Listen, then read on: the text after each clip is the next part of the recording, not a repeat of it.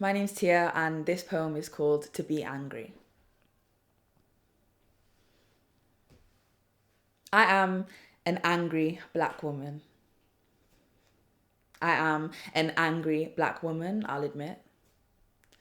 And no, not because I choose to submit to the stereotypes you put over me, but because I'm conscious. And I don't believe you can really separate the two. To be conscious and not angry. After I withstand the demanding for pandering to your palate and handed my sentences to you gently, parcelled in brown boxes marked fragile, held hostage the thoughts of my agile mind, feared being too hostile just to find you don't colour anger with red, but black. So I realised that when Jack got praised for being confident enough to raise issue with the ways in which we strategise management, for being a pioneer for change, for being so brave to challenge the way things are.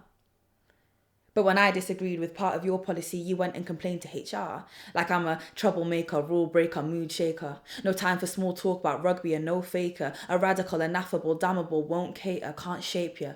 Or make me tractable. Trying to keep me captive in your manacles, constructed of tactical threats to keep me palatable. No stress, I'm thinking rational when I dress, too casual in my hair, so magical, it's distracting the workplace. You're saying it's impractical. This is targeted exclusion.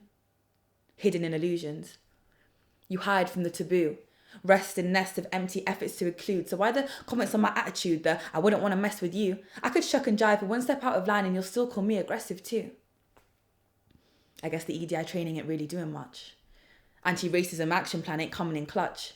I guess it's just a sticker that will secure you some grants because you'll take the money to work with my community, but you just can't seem to diversify your staff and then you'll go and call us hard to reach. When you just never let us in the room, so you lost us. And we weren't going to relish in the scraps that you tossed us. A month for our history, a few black writers on your shelves. Taking all our contributions and keeping it for yourself. Shall a black woman not be angry when the standard that's held is that our features can be pretty as long as they sell?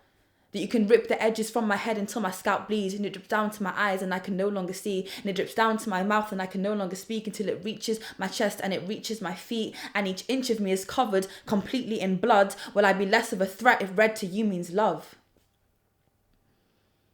So I used to avoid getting mad.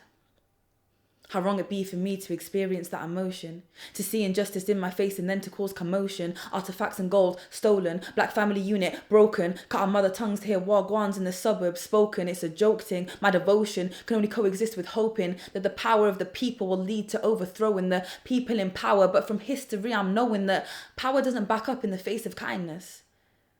It's the history, it's the knowledge, it's the anger that binds us and the blindness to the fact that they will never get behind us is why some of us still parade happily in red lines.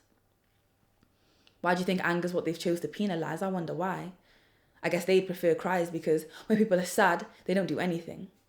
But when we are angry, we bring about change. So I'll take that anger, convert it to the page and take it to the stage and the syllables, my soliloquies, the messages I convey. When you turn around and say my poetry is preachy, I'll tell you, my poetry is to teach thee, blind people, and reach we, my people. Let us speak, see, why would I use my platform for anything other than the cause? To talk about trees, sky, sex, or tidal, sure, I can write the lines that will ensure the applause, but I'm not sure that's the path that my heart was made for. You might get bored with my anti-war and F the law discourse, so you might choose to ignore, but did I choose to endure the constant repercussions of societal flaws? I guess I've got a strong jaw, because I will talk and talk and talk and talk until I cannot talk no more. And you say you don't get involved. Said you find it exhausting. So the problem remains unsolved. So when I can't talk, I'll sing. And when you rip apart the box and repurpose the fragile tape to cover my mouth, I will walk and walk and walk and walk until I pass out. I am an angry black woman. And not because I'm black, but because I'm conscious.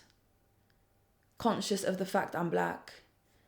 And conscious of the world around me. It only takes a second to look at the state we're in and see, really, we should all be angry.